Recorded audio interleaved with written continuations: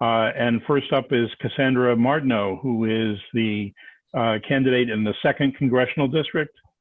She is running against incumbent Democrat Joe Courtney. Cassandra is a longtime social justice activist.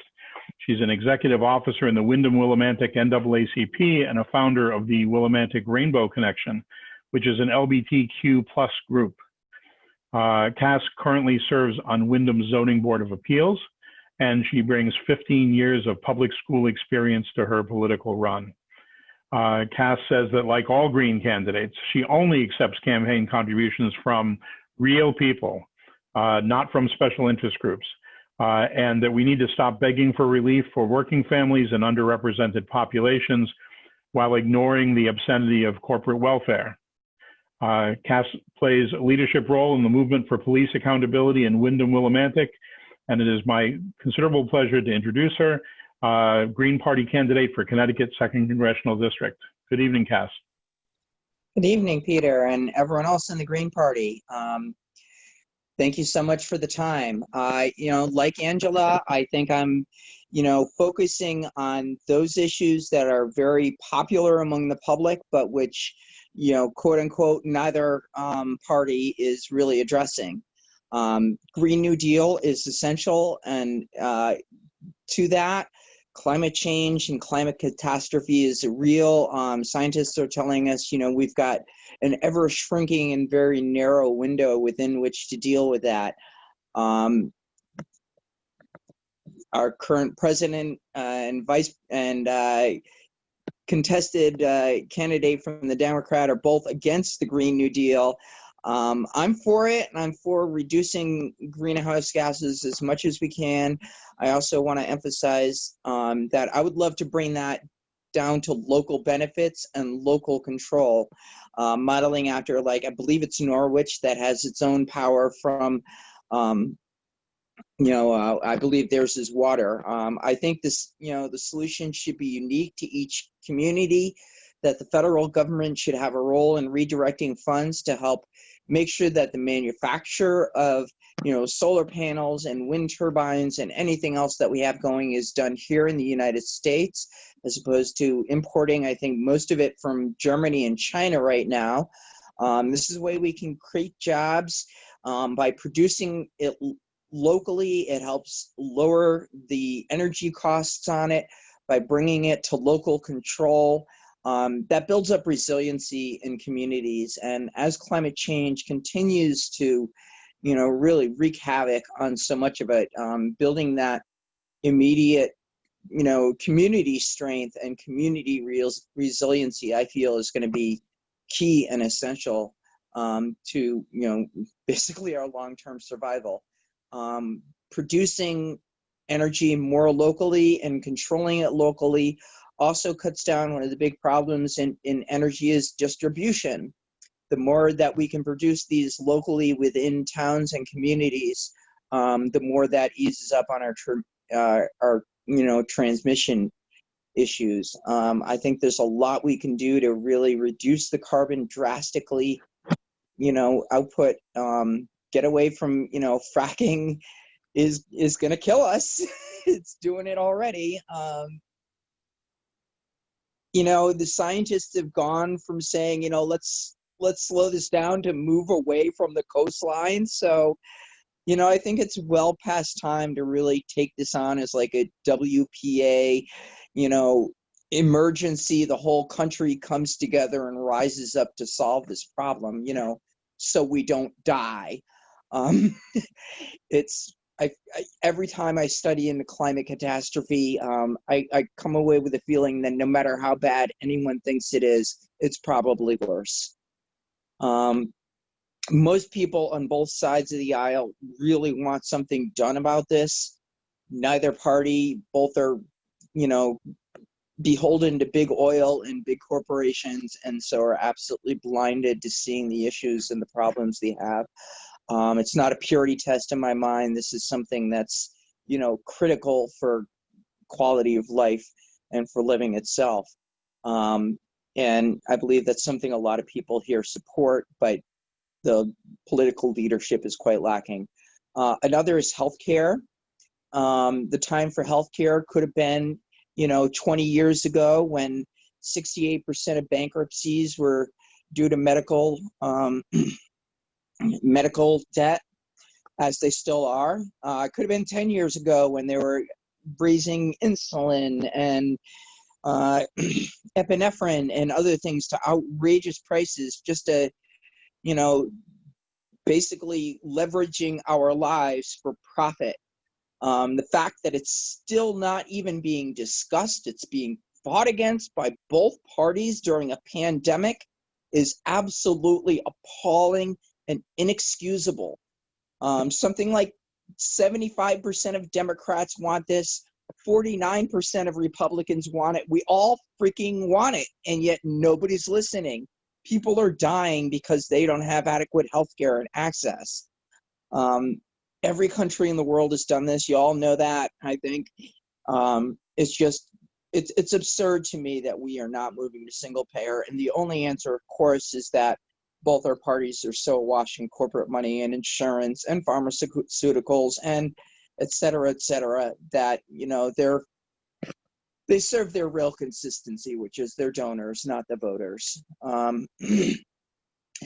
The other major issue that I feel is being completely unaddressed by either party and is, a good green value as far as social justice goes is income inequality.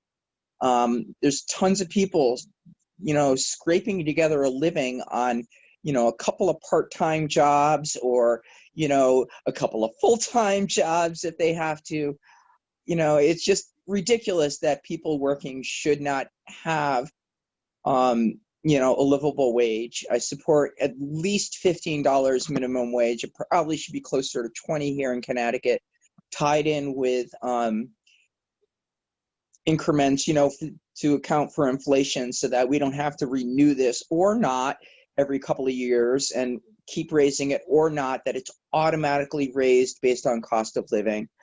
I think that's essential. We need to take corporate money out of Washington, and that nothing real will ever get done while we are being ruled by corporations. Joe Courtney is really one of those people who's involved with that. New Age Democrat, third way Democrat, market-based solutions. They keep calling it something different because essentially they just know how crappy it is. And once we figure out what they're talking about, we don't like it. So, rather than change the policy, they changed the name. Jim Himes in Connecticut is the other proud leader of the New Democrats. Good Connecticut. I want to go back on healthcare. Oh, sorry, excuse me for a minute. Just to loop back on that. Joe Courtney claims to be for it incrementally. While we had up for vote in Congress, single payer, full Medicare for all, Joe Courtney led the opposition, which was saying, Medicare for some, which would be for 55 and above. Now, granted, I'm 54. Next year, that would do great for me. Unfortunately, if we tie Medicare and make that free for the people who have the most medical conditions, it's going to do exactly what the Republicans say and make this, the cost skyrocket and become prohibited. It's got to be all in at once. Having a wide base of participants in national insurance is how it pays for itself, and how, younger people who possibly have less medical issues are paying in the same, and help cover for older people that had more, and it all balances out, et cetera, et cetera. Claiming to be incrementalist while leading, an opposition to single payer while single payer is being voted on is showing that incrementalism is not a path to single payer the way Joe Courtney tries to paint it. It's an obstruction from single payer, and that's how he's used it. A couple of times we've voted here in 2nd District for Bernie Sanders, clearly and abundantly, and yet he has kept his superdelegate vote on, the proper Democrat corporate candidate. which means that he does not care about representing the constituents of Connecticut. He cares about representing his corporate overlords. Until we get that corporate money out, of all of politics, yes, overturning Citizen United would be a good start. My dream on that would be to overturn corporate personhood. It was a con job when it was put into place, 130 years ago with the railroads. It's a con job today, and it's only ever been used as a con job. Now, all of a sudden, we have corporations that are humans. We have money that is equal to free speech. What was Orwell complaining about is makes me wonder. Our Democrats are further to the right than Ronald Reagan was in the 1980s, and he was horrible. I'm considered an extremist and a radical and a crazy person for wanting healthcare for all, for wanting government accountability, not Wall Street accountability, for wanting us to actually take action on climate change. These are basic, again, oh, well, he's not the perfect candidate, but we have to go for it, they all say. And what they mean is, you're going to take any corporate candidate we give you. And that's a horrible way to lead. So, I'm standing in front of that. I have spoken to other people, in addition to doing some of my internet work and with Ronna Stuller's great help, have an amazing webpage that shows, a lot of my basic platforms. I do show up at rallies. I will never co-op a rally for another purpose for my own. I hate it when politicians doing that. I will speak to the issues, but I also, I'll talk with people individually, and even met a few people from out of town who are kind of stumbling around, are you, stumbling around the S word as they tried to ask me, yeah, call me a socialist. I'm okay with it. I don't wear it full frontal socialism necessarily. What socialism means to me, and I'm not as much of a geek on it, is basically putting people before profits. Capitalism is priority is capital. Socialism, the priority is society. Communism, the priority is community. My problems are society, or my priorities are society, their community. They're putting human beings first in every single case. And, corporations and authoritarianism last. So that goes into, needs for police reform and the Breathe Act, and, it was the lovely Democrats, Hillary Clinton and Chuck Schumer, who really started earmarking, again, this is 15 years ago, I don't know, back when Clinton was a senator, started earmarking military weapon for our domestic police.